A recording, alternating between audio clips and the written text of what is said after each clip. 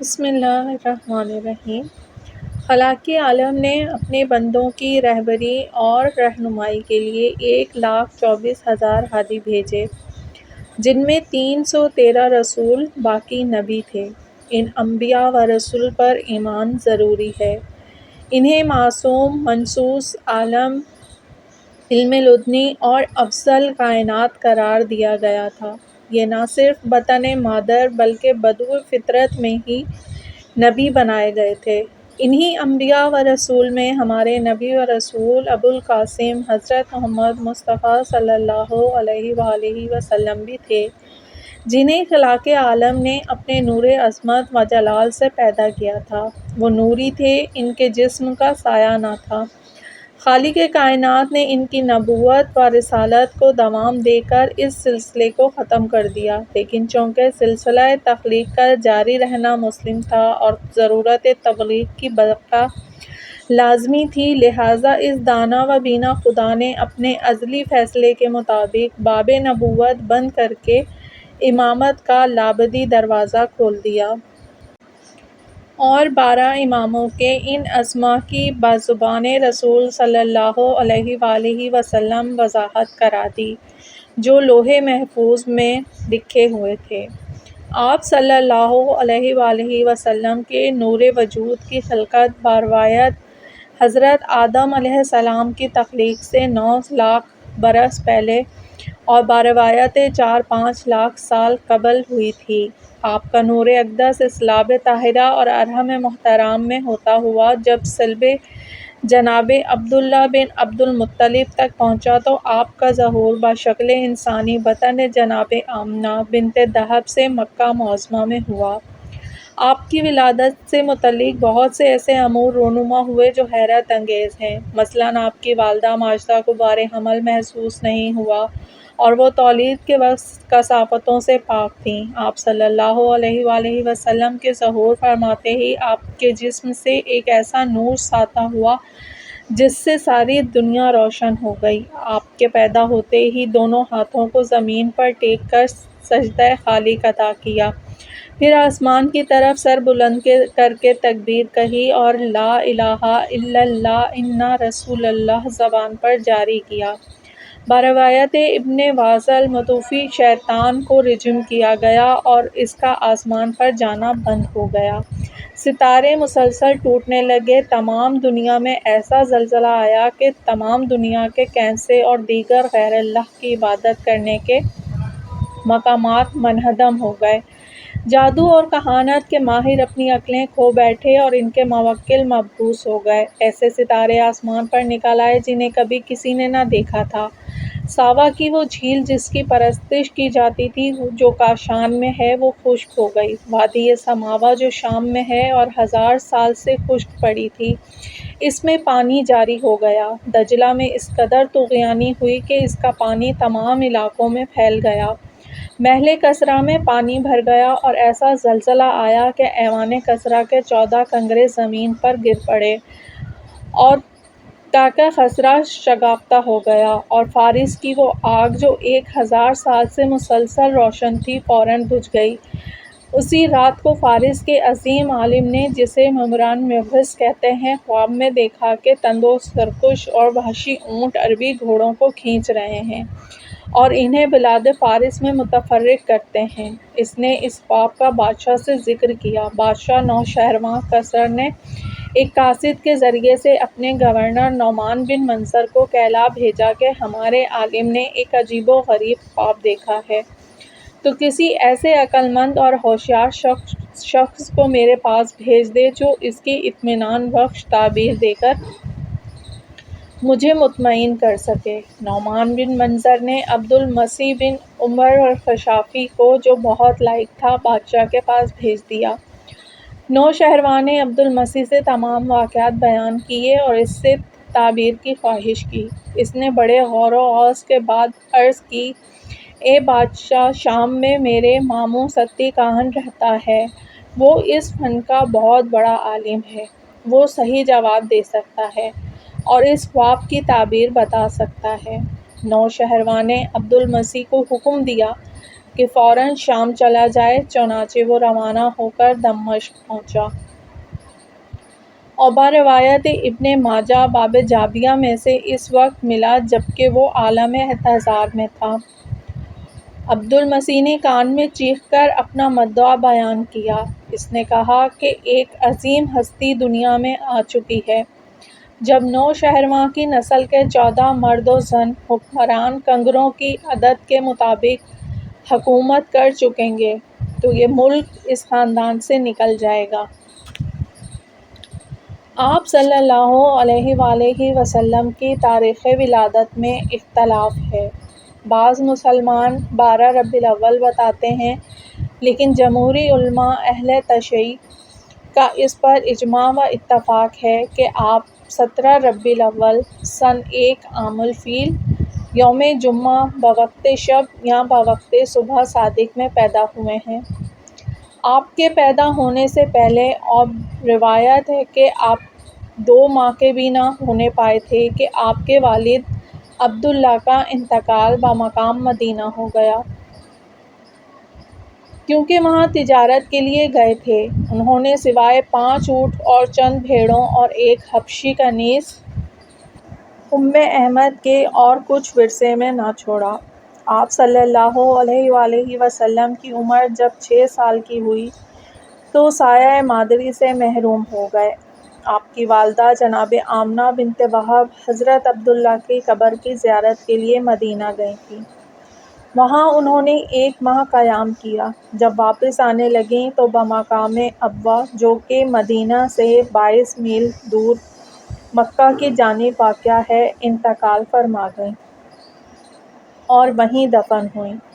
آپ کی خادمہ ایمن آپ صلی اللہ علیہ وآلہ وسلم کو لے کر مکہ آئیں۔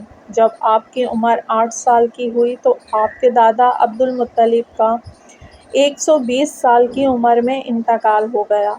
عبد المطلب کی وفات کے بعد آپ کے بڑے چچا جناب ابو طالب اور آپ کی چچی جناب فاطمہ بنت اسد نے فرائض تربیت اپنے اوپر عائد کی اور اس شان سے تربیت کی کہ دنیا نے آپ کی ہمدردی اور خلوص کا لوہا مان لیا۔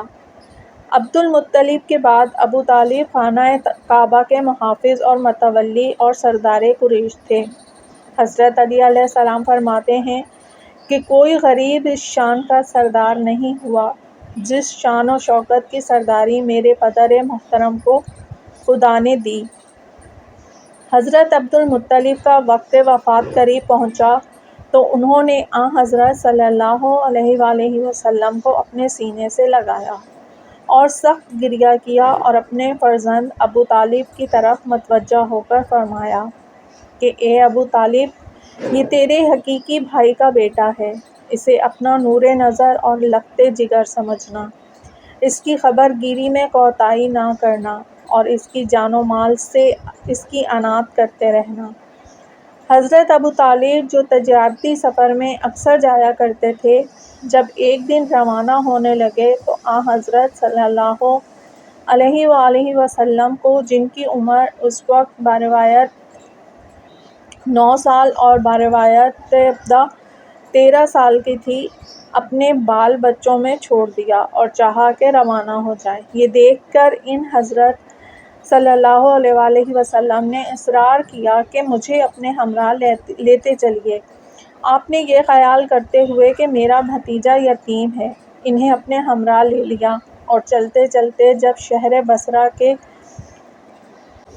قریہ کفر پہنچے جو کہ شام کی سرحد پر 2 میل کے فاصلے پر واقع ہے، جو اس وقت بہت بڑی منڈی تھی اور وہاں نستوری عیسائی رہتے تھے، وہاں ان کی ایک نستوری راہبوں کے معبد کے پاس قیام کیا۔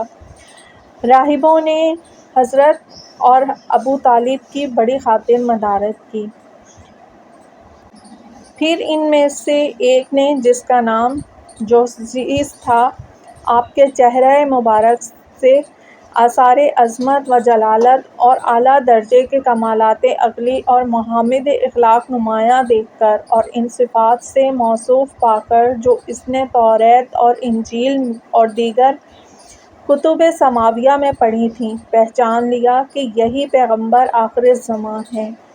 ابھی اس نے اظہار خیال نہ کیا تھا کہ ناگہاں ابر کا سایہ فکنی کرتے ہوئے دیکھا، پھر شانہ کھلوا کر مہر نبوت پر نگاہ کی۔ اس کے بعد فوراً مہر نبوت کا بوسہ لیا اور نبوت کی تصدیق کر کے ابو طالب سے کہا کہ اس فرزند ارجمند کا دین تمام عرب و عجم میں پھیلے گا اور یہ دنیا کے بہت سے حصے کا مالک بن جائے گا۔ یہ اپنے ملک کو آزاد کرائے گا اور اپنے اہل وطن کو نجات دلائے گا۔ اے ابو طالب، اس کی بڑی حفاظت کرنا اور اس کو دشمنوں کے شر سے بچانے کی پوری کوشش کرنا۔ دیکھو کہیں ایسا نہ ہو کہ یہ یہودیوں کے ہاتھ لگ جائے۔ پھر اس نے کہا، میری رائے یہ ہے کہ تم شام نہ جاؤ اور اپنا مال یہیں فروخت کر کے مکہ واپس چلے جاؤ۔ چنانچہ ابو طالب نے اپنا مال باہر نکالا اور حضرت صلی اللہ علیہ وآلہ وسلم کی برکت سے آنن فانن بہت زیادہ نفع پر فروخت ہو گیا اور حضرت ابو طالب واپس مکہ چلے گئے۔ بعثت پیغمبر سے قبل قریش نے یہ فیصلہ کیا تھا کہ خانہ کعبہ کو منہدم کر کے از سر نو اس کی تعمیر کی جائے اور اسے بلند کر دیا جائے۔ چنانچہ اسے گرا کر اس کی تعمیر از نو شروع کر دی گئی۔ پھر جب عمارت میں حجر اسود کے نصب کرنے کی جگہ تک پہنچی اور اس کے نصب کرنے کا سوال پیدا ہوا تو قریش میں شدید اختلاف پیدا ہو گیا۔ ہر قبیلے کا سربراہ یہ چاہتا تھا کہ اس شرف کو وہ حاصل کرے۔ بالآخر کافی جدوجہد اور بحث کے بعد یہ طے پایا کہ کل جو سب سے پہلے داخل حرم ہو اسے حکم بنا کر اس جھگڑے کو ختم کیا جائے۔ وہ نصب حجر کے بارے میں جو فیصلہ دے اسی کی پابندی ہر ایک کو کرنا ہوگی۔ غرض یہ کہ جب صبح ہوئی تو حضرت رسول کریم صلی اللہ علیہ وآلہ وسلم سب سے پہلے داخل حرم ہوئے۔ انہی کو حکم بنا دیا گیا۔ حضرت نے فرمایا کہ ایک مضبوط چادر لائی جائے اور اس میں حجر اسود کو رکھا جائے اور اس کے گوشوں کو ہر قبیلے کا سردار پکڑ کر اسے اٹھائے اور مقام ہجر تک لائے۔ چنانچہ ایسے ہی کیا گیا۔ پھر جب حجر اسود قریب بیت اللہ آ گیا تو حضرت محمد مصطفیٰ صلی اللہ علیہ وآلہ وسلم نے اپنے ہاتھوں سے اٹھا کر اسے نصب کر دیا۔ حضور صلی اللہ علیہ وآلہ وسلم کی اس حکمت عملی سے فتنہ عظیم کا سدباب ہو گیا۔ جب آپ کی عمر 25 سال کی ہوئی اور آپ صلی اللہ علیہ وآلہ وسلم کی حسن سیرت، آپ کے راست بازی، صدق اور دیانت داری کی عام شہرت ہو گئی اور آپ کو صادق و امین کا خطاب دیا جا چکا تو جناب خدیجہ بنت خویلد نے اپنی جو انتہائی پاکیزہ نفس، خوش اخلاق اور خاندانی قریش میں سے زیادہ دولت مند تھیں، ایسے حال میں اپنی شادی کا پیغام پہنچایا جبکہ ان کی عمر 40 سال کی تھی۔ پیغام عقد منظور ہوا اور حضرت ابو طالب نے نکاح پڑھایا۔ مورخین کا بیان ہے کہ حضرت خدیجہ کا مہر 12 اونس سونا اور 25 اونٹ مقرر ہوا جسے حضرت ابو طالب نے اسی وقت ادا کر دیا۔ تواریخ میں ہے کہ آپ نے 38 سال کی عمر میں کوہ حرا جسے جبل ثور بھی کہتے ہیں کو اپنی عبادت گزاری کی منزل قرار دیا اور اس کے ایک غار میں بیٹھ کر جس کی لمبائی 4 ہاتھ اور چوڑائی 1.5 ہاتھ تھی عبادت کرتے اور خانہ کعبہ کو دیکھ کر لذت محسوس کرتے تھے۔ یوں تو 2 4 شبانہ روز وہاں رہا کرتے تھے لیکن ماہ رمضان سارے کا سارا وہیں گزارتے تھے۔ مورخین کا بیان ہے کہ آن حضرت صلی اللہ علیہ وآلہ وسلم اسی عالم تنہائی میں مشغول عبادت تھے کہ آپ کے کانوں میں آواز آئی، یا محمد! آپ صلی اللہ علیہ وآلہ وسلم نے ادھر ادھر دیکھا تو کوئی دکھائی نہ دیا، پھر آواز آئی، پھر آپ نے ادھر ادھر دیکھا۔ ناگہاں آپ کی نظر ایک نورانی مخلوق پر پڑی، وہ جناب جبرائیل علیہ السلام تھے۔ انہوں نے کہا اقرا پڑھو۔ حضور صلی اللہ علیہ وآلہ وسلم نے ارشاد فرمایا ما اقرا مطلب کیا پڑھوں؟ انہوں نے عرض کی اقرا بسم ربک الذی خلق۔ پھر آپ نے سب کچھ پڑھ دیا کیونکہ آپ کو علم قرآن پہلے سے حاصل تھا۔ جبرائیل علیہ السلام کی اس تحریر کے اقرا کا مقصد یہ تھا کہ نزول قرآن کی ابتدا ہو جائے۔ اس وقت آپ کی عمر 40 سال 1 یوم کی تھی۔ اس کے بعد جبرائیل نے وضو اور نماز کی طرف اشارہ کیا اور اس کی تعداد رکعت کی طرف بھی حضور کو متوجہ کیا۔